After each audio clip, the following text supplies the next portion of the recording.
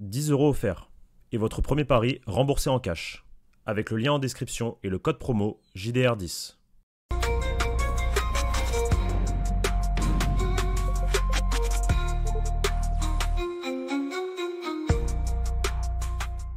Bonjour à toutes et à tous et bienvenue pour une nouvelle vidéo sur la chaîne YouTube Journal du Real et nouvelle vidéo sur le Castilla avec Monsieur Kaba de Real Madrid Fabrica. Comment ça va Kaba et est-ce que t'es chaud pour présenter encore à notre public un nouveau joueur du Castilla et pas des moindres puisque c'est peut-être, selon Monsieur Alvaro Arbeloa, le meilleur 6 d'Espagne, Monsieur Jorge Sestero. Alors excusez-moi pour ma prononciation mais comment ça va Kaba?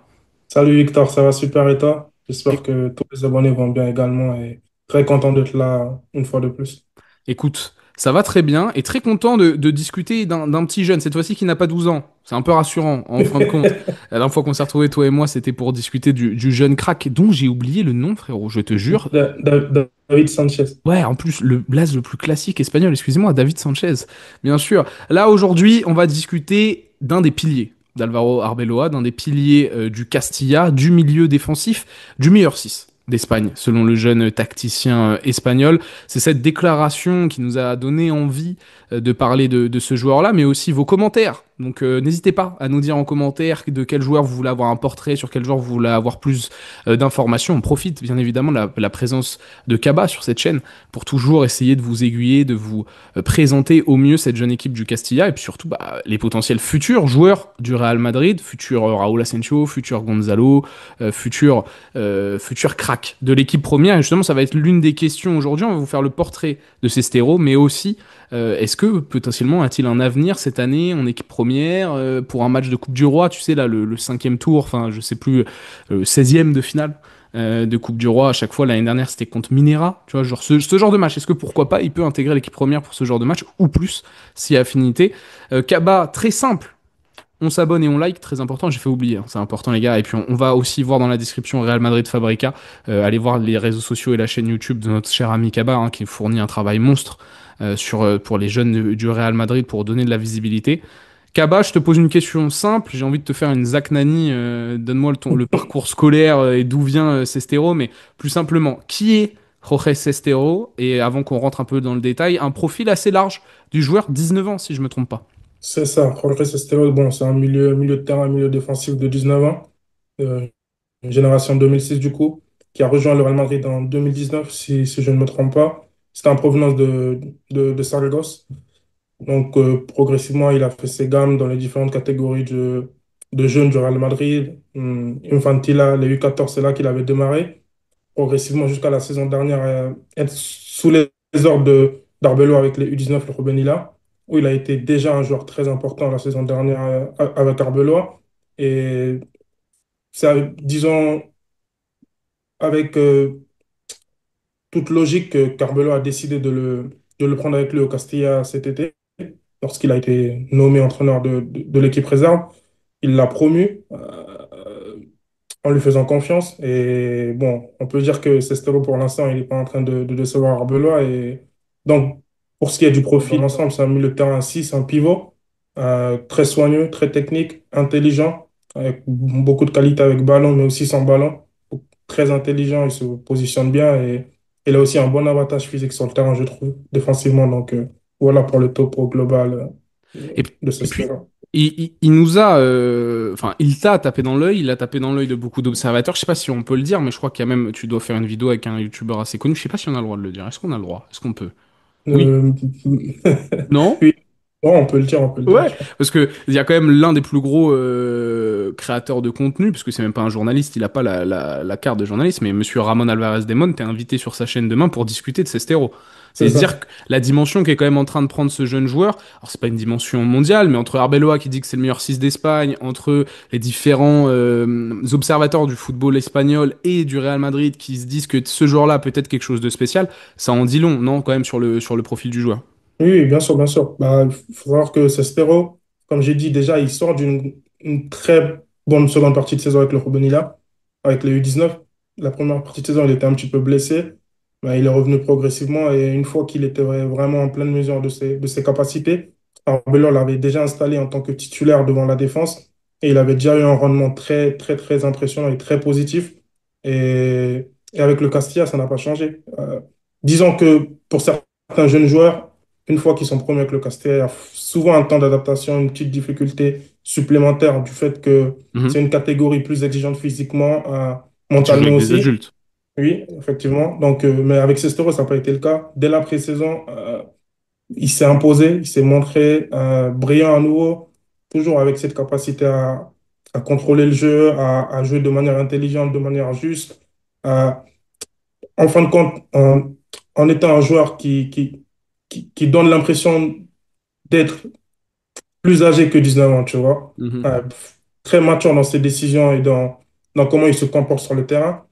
Et donc, depuis la pré-saison, il a enchaîné les bonnes performances. Début de saison, même chose. Et c'est selon moi le meilleur joueur du Castilla sur ce début de saison. Donc, voilà.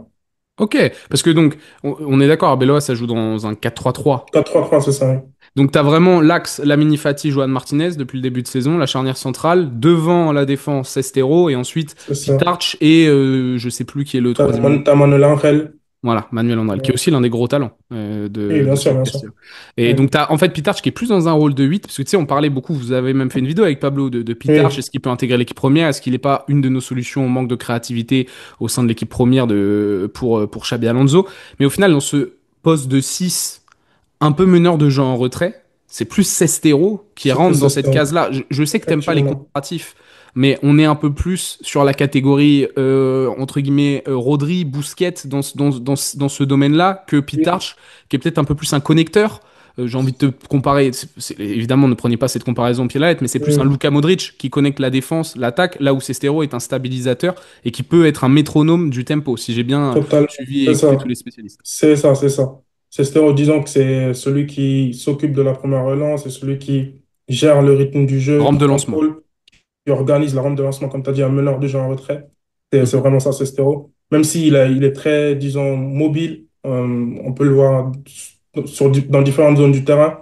Il peut décrocher, il peut apparaître un petit peu plus haut aussi, mais globalement, oui, c'est lui qui est la rampe de lancement de l'équipe, c'est lui qui s'occupe de la première relance et qui organise le jeu de l'équipe globalement. Parce que en préparant cette vidéo, j'ai passé un petit coup de fil. Bon, les gens qui vont regarder cette vidéo le connaissent, à Monsieur Braza, notre photographe, qui suit depuis un petit moment aussi le Castilla. Voilà, il est très connecté avec le Castilla, avec Thiago Pitarch, etc. Je lui ai demandé ce qu'il pensait, hein, parce que comme ça, moi, ça me permettait aussi de me faire mon avis au-delà d'avoir ton expertise à toi, Kaba. Et lui, la première chose qu'il me dit, c'est trop fort. Trop fort, il est calme. En gros, Brazad, ce qu'il me dit, c'est que c'est une personnalité très calme, physiquement en avance, et surtout, il sait toujours bien se placer au bon moment.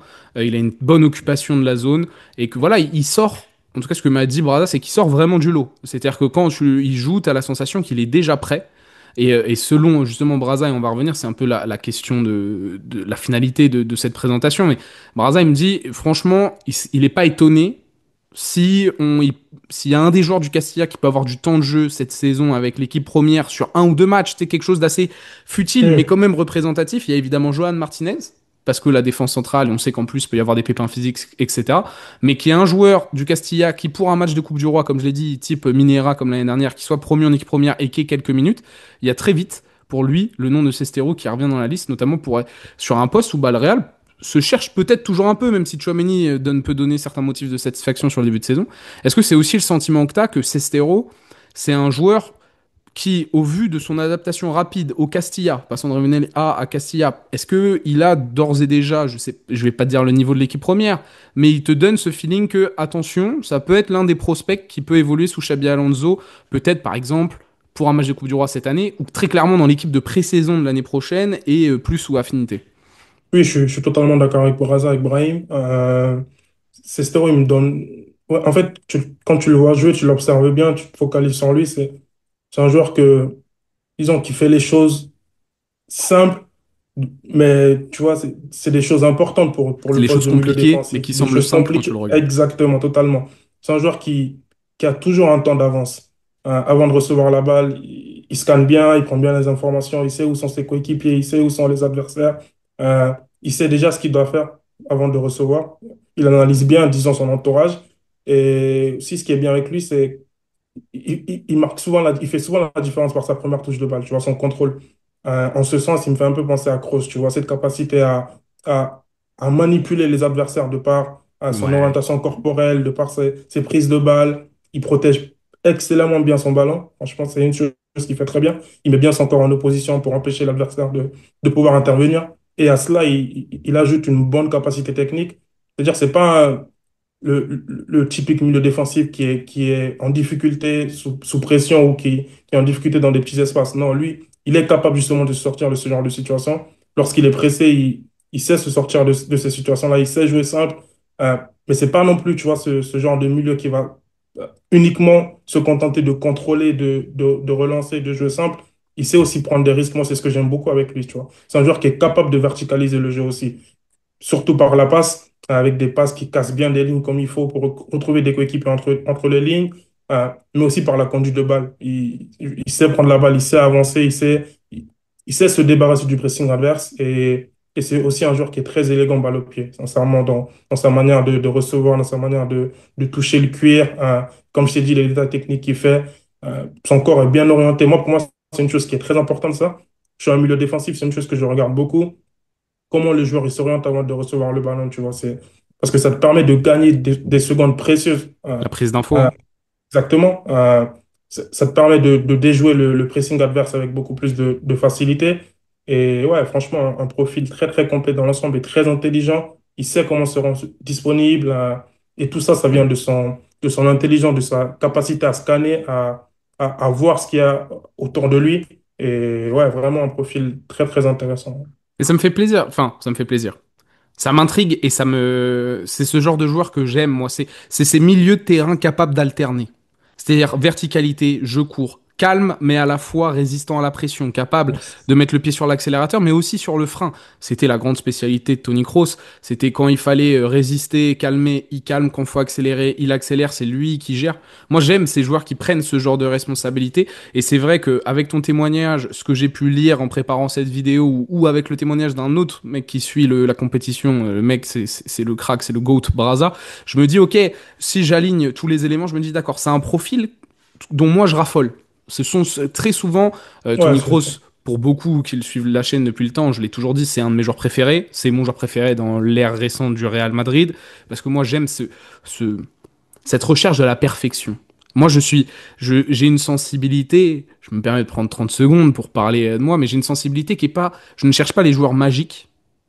J'ai ce profond, en fait, respect pour les mecs qui vont faire 100 fois le même geste et qui vont le réussir 99,5 fois, en fait. Je trouve ça, mais l'efficacité, oui. hallucinant, hallucinant d'avoir toujours la même précision, toujours la même justesse, toujours la même intensité, toujours la bonne prise de décision. Et C'est si, ça. et sur un poste de 6 ou en tout cas, au-delà de juste définir par un poste de numéro 6 sur un joueur qui doit jouer sous pression, parce que c'est ça un milieu de terrain actuellement, notamment quand tu es sur la pointe basse d'un triangle, si tu as ça, ok, très bien. Et j'ai envie de te faire réagir à la fin, on va terminer sur ça. Arbeloa en parle comme le meilleur 6 d'Espagne. Qu'est-ce qu'on en dit ça? Évidemment, Bah, on est dans l'exagération, mais pourquoi il arrive à parler de ça et surtout, enfin, comment tu peux décrire leur relation entre les deux aussi, quoi? disons que euh, pour qu'Arbeloa vienne à faire ce genre de déclaration, c'est que il y a quand même quelque chose derrière. Parce que, comme je t'ai dit, Sestero, c'est depuis la pré-saison. Son niveau, il est vraiment impressionnant. Il est impressionnant de régularité, il est impressionnant de brillance, de capacité à impacter le jeu du Castilla, même dans des moments difficiles. Et comme je t'ai dit, Arbeloa, il le connaît. Si je ne me trompe pas, il l'avait déjà eu lorsqu'il était entraîneur des U16 aussi, Mhm. du KDTA, si je ne me trompe pas. Donc, c'est un joueur qui connaît. Et c'est lui, disons, Formé. qui l'a permis de passer ce cap avec le Ruben Hidalgo la saison dernière, parce qu'Arbeloa, il a cette capacité-là à faire passer des bons joueurs en très, très, très bons joueurs. Ça a été notamment le cas avec Thiago Pitac aussi, ou Diego Aguado et Sestero dernièrement. Donc, ouais, c'est un profil vraiment très, très, très complet. Et pour être, disons, le meilleur joueur de ce Castilla-là, qui est rempli de talent, euh, c'est quand même quelque chose de très, très fort de la part de Sestero, surtout dans une position qui, on le sait tous, n'est pas évidente. Euh, dans une équipe du Castilla qui a Patauge un souvent peu. le ballon, Mm. qui n'a pas toujours été, disons, brillant sur ce début de saison, même si là, ils sont sur une très bonne dynamique, mais disons que Sestero, quelle que soit la rencontre, quel que ce soit à l'extérieur, à domicile, quel que soit le contexte, il a toujours cette capacité-là à briller, à impacter le jeu, de par sa qualité technique, de par son intelligence, de par son calme, parce que ça, c'est quelque chose de très important. C'est un joueur qui est très calme aussi. Il ne panique pas. Euh, Tu peux le voir, même lorsqu'il est dans sa propre surface de réparation, il va recevoir le ballon sous pression, il va pas paniquer, dégager. Non, il a la tête calme, il garde son sang-froid, il a souvent le geste juste, tu Mhm. vois. Comme tu Mhm. disais tout à l'heure, il fait souvent le bon choix. Et pour moi, ça, c'est très, très important. Est-ce Donc que voilà. est-ce que c'est un joueur qui peut plaire à Xabi Alonso? Est-ce que tu le vois? Je t'ai déjà brièvement posé la question, mais on peut l'imaginer peut-être avoir un chouille de temps de jeu en équipe A, peut-être cette saison, mais surtout, est-ce que de profil juste, c'est vraiment un joueur qui peut plaire à Oui, Xabi Alonso? oui, oui, je pense totalement, totalement. Parce qu'on Mm. sait que euh, Xabi a notamment voulu de Zubimendi cet été. C'est, disons, un profil qui se rapproche beaucoup de Zubimendi, selon moi. En termes de comparaison, moi, il me fait penser à un mix entre Toulalan et Zubimendi. Je sais pas si Ben, ça belle fait... comparaison. Tout l'allant, Voilà, c'est tu très vois. fort, les gars, très Toulalan, c'est sous-coté, très hein. fort. C'est ça, totalement. Donc, oui, je pense que c'est un profil qui plairait parfaitement à Xabi parce qu'il a cette capacité technique, il a cette capacité à jouer sous pression, qui on sait est très très important dans le style de jeu que prône Xabi Alonso en équipe première. Et comme je t'ai dit, il a cette capacité aussi à être vertical, à casser les lignes. C'est pas uniquement un contrôleur, mais c'est un joueur qui est intelligent, calme, une bonne capacité technique. Et je trouve que c'est ce dont manque le Real Madrid, disons, dans ce rôle de pivot. Parce que Tchouaméni, c'est pas vraiment ce profil, même s'il est capable, mais c'est pas. Sous pression, il est pas très à l'aise. Et Non, non, Sestero, c'est tout le faut le dire. contraire. C'est un joueur qui, sous pression, ne panique pas. Un joueur qui est brillant sous pression, qui est capable de réaliser des gestes vraiment de très, très grande classe. Et je pense que oui, il y a moyen qu'on le voit en Copa del Rey. Si je ne me trompe pas, il a déjà pris part à certains entraînements avec l'équipe première. Je crois qu'à quelques semaines, on l'avait vu sous Xabi Alonso. Donc, moi, je pense que c'est un Arbeloa, on sait la proximité, la connexion qu'il a avec Xabi. Il fait ce genre de déclaration pour parler de Sestero, c'est qu'il a dû en parler à Xabi aussi. Mhm. Donc, c'est sûr que Xabi va garder un œil sur lui et je pense qu'on le verra tôt ou tard en équipe première. De toute façon, c'est tout ce qu'on peut lui souhaiter de vraiment devenir le meilleur 6 d'Espagne au plus haut niveau. Je pense qu'il dit surtout ça au niveau du Castilla. Il n'y a pas mieux Oui, que Sestero. Maintenant, est-ce que lui arrivera à passer ce step-là, peut-être avec l'équipe première, peut-être un prêt, on verra, hein. Il y a plein d'opportunités, on le sait, pour les jeunes du Real Madrid, et surtout depuis l'arrivée de Xabi oui. Alonso, il y a plusieurs choses qui peuvent changer. Et tu m'as fait penser à un truc. Toulalan, il a pas failli signer au Real. Il n'y avait Si, pas il me eu. semble. Je Ouais, crois qu'il y avait si, eu hein. des rumeurs. Ouais, ouais, il me semble que si. Il me semble que si. Il va à Malaga, mais je crois que si c'est pendant Oui, il qu'il me est à semble qu'il y Malaga. avait eu des rumeurs. Oui, oui, je crois qu'il y a eu des rumeurs. Voilà, Ça me dit quelque chose aussi, hein. juste pour vous raviver là, je crois, hein, je crois. Dites-nous peut-être en commentaire, mais de mémoire, le Real Madrid et Toulalan étaient peut-être liés. Quand ce dernier était à Malaga justement et qu'il enchaînait les Oui, masterclass dans le championnat espagnol après avoir régalé notre bonne vieille Ligue 1, peut-être pas le joueur le plus esthétique, mais un joueur extrêmement efficace. Si c'est Stero, ne serait-ce, tu sais que la moitié de la carrière de Toulalan, franchement, bon, c'est déjà bien. ça serait déjà top, hein, oui, Ça serait franchement. déjà top, hein. Voilà, et on peut lui Ouais. souhaiter une trajectoire peut-être à la Toulalan ou encore plus haut. Et encore Visons plus, encore. ouais, visons plus haut, visons plus haut. Disons plus haut, Là, avec tout le respect qu'on a pour Jérémy. évidemment. Merci beaucoup, Kaba. Je pense qu'on a fait le tour. T'avais un Oui, petit truc à rajouter ou on est bon? non, je pense qu'on est bon là.